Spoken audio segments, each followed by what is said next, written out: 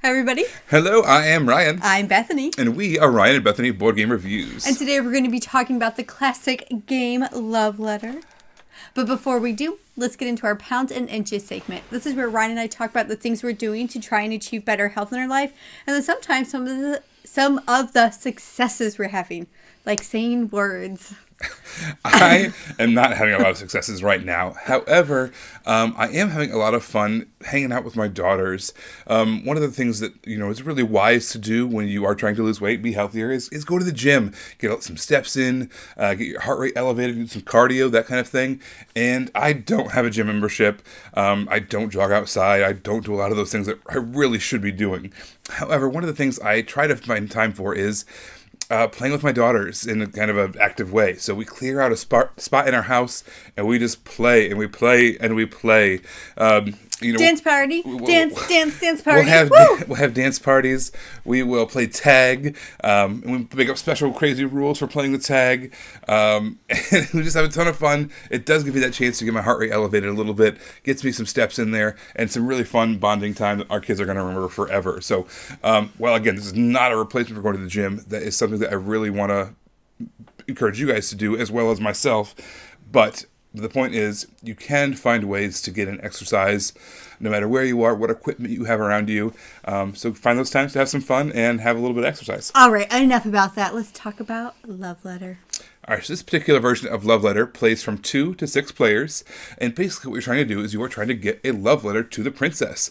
And the cards are numbered 1 through 9. And the higher up the cards you can go, the more closer you are to the princess.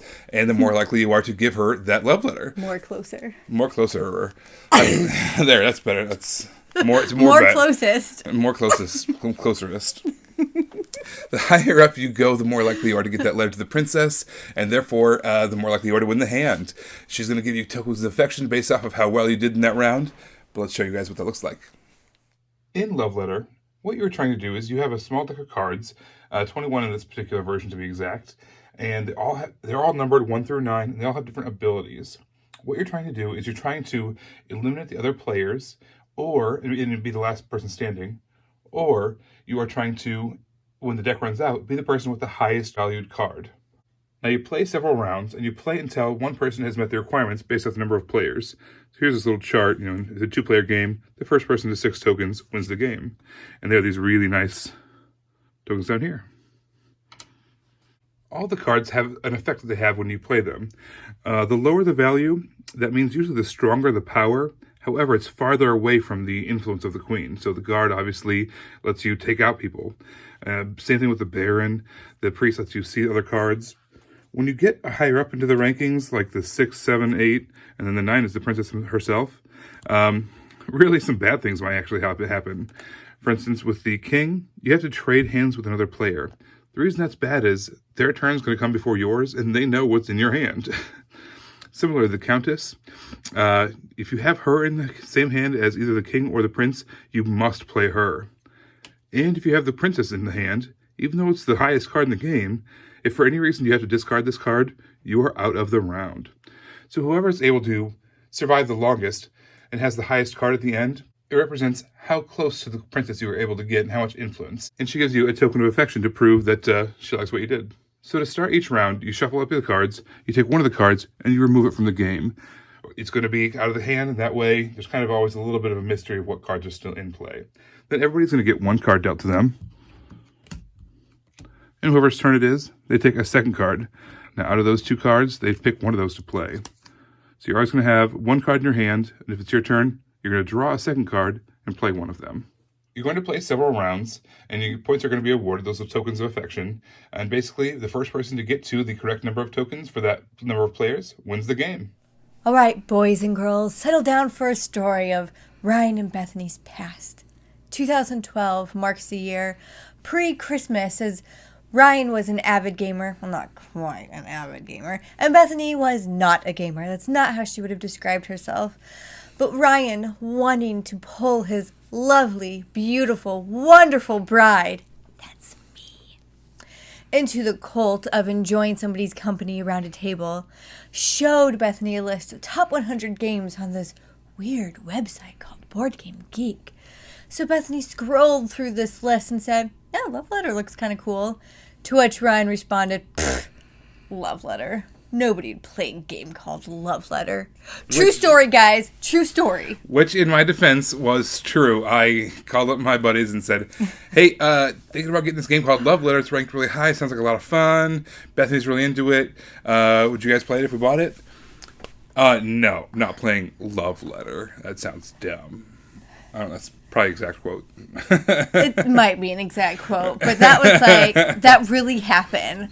I think it was even 7 at the time, because for some reason that's in my mind that it was ranked 7. I was like, yeah, let's just do this one. Good news, I ignored them and followed Bethany's lead. We ended up obviously buying Love Letter. We've been playing it nonstop ever since. Well, not nonstop. We take breaks to sleep and eat and stuff. Yeah, and play other games. Okay. Enough. So there are a ton of different versions of Love Letter out there. The one we bought back in 2012 was the original Love Letter. There was also, this one here is the 2019 version. There's some extra cards, some extra rules. We've had the Batman version. Our brother-in-law has the Hobbit version. We've come across, there's this Letters to Santa. There is a wedding version of Love Letter. I think there's even like an Adventure Time version. Yeah, that wouldn't surprise me at all. All versions of Love Letter. So it's basically just a ton of different versions. They all have slightly different rules to them, but they all have kind of the same main theming, the same main goals and that kind of thing. All right, but let's talk about this version of Love Letter. First off, I really like the artwork. I didn't hate the artwork before. There was just a lot of, like, blessings abounding that I didn't want to witness. Sorry. And this covered those blessings, and I personally enjoyed it. I thought that this particular version, this artwork of the characters was just a lot more inviting, and I liked that the tokens were actual tokens and not just like little cubes. So I like those 2 little upgrades to this. All right, so all the way back in 2012, the concept of micro games had just come out, and this was like one of the first ones that made it really big. That made it a big deal to make these micro games, and I thought it was one of the ones that made the most sense too. There was a lot since then, a lot of copycat kind of games. In fact, it copied itself, like we talked about, but kind of the 10 mint games or mint 10 games. I just love the concept of micro games, and this kind of started the whole thing off, at least as far as I'm concerned. And look at this. Look how travel-friendly this is. I just stole it. But when we first got I feel weird not holding it. Can I have it back? When I'm done with my part. Okay. Wait your turn. I'll just fiddle over here. He's really beside himself right now. I know the inner turmoil that's happening right now. I'm like one of those like lead singers of a band that doesn't know what to do with their hands when they're not holding the microphone. Yep, that's what's happening. So enjoy this while you listen to me. Look how travel friendly this is. When we first got it, I used to just keep it in my purse. I used to bring it everywhere. That and a deck of cards, and that's all I needed. And I've brought this places because why not? Why not? Okay, here you go. Thank you. This is a great start to the night when you're playing board games. It's a great finish to the night as well. You're trying to squeeze in one last game before people have to leave. And if you're just looking for a 20-minute game that passes the time while you're kind of waiting for something else to happen, this is a great choice. I will say there's probably not enough meat on the bones for this to be like the reason people come over to your house. The Love Letter night. Yeah, it's you're not going to play this like 2 or 3 times in a row. The one game of it is going to be what you want to play. You probably won't want to play much more than that in a row. Another thing I like about this game is the fact that I feel like I can teach it. Let me expound on that. I have taught this game. I don't think I'm that great of a teacher, but I feel comfortable enough with the simplicity of it, to be able to teach it. Not necessarily teach the strategy of it, but at least the how to play, which is also why I can bring it places, because it's travel friendly and I can teach it. There you go.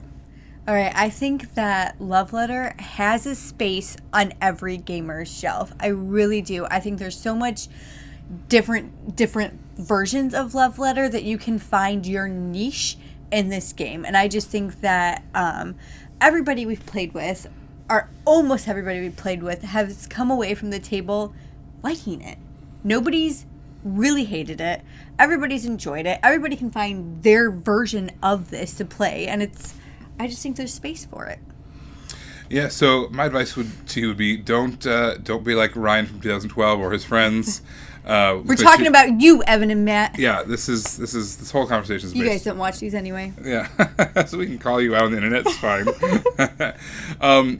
No, this is even if the theme itself doesn't grab you, the gameplay is so much fun. There's so much deduction and just all the different those moments of oh you got me, and it's a lot of fun. And again, if it's not your theme, I'm sure there's one out there that you'll enjoy. All right, so that's our final thoughts on Love Letter. If you want to see our reviews as they come out, make sure to subscribe to us on YouTube under Ryan and Bethany Board Game Reviews. You can follow us on Facebook under the same name. You can also see the pictures of games we're currently playing by following us on Instagram under Ryan and Bethany. You can also reach out and chat to us on Twitter, or chat with us on Twitter under Ryan and Bethany 1. And then lastly, if you want to see a behind the scenes, a more in-depth look of what Ryan and I are doing to achieve better health in our life, follow our blog on Board Game Geek under Pounds and Inches. All right, well, thanks so much for tuning in, guys. We'll see you next time. Bye. Bye.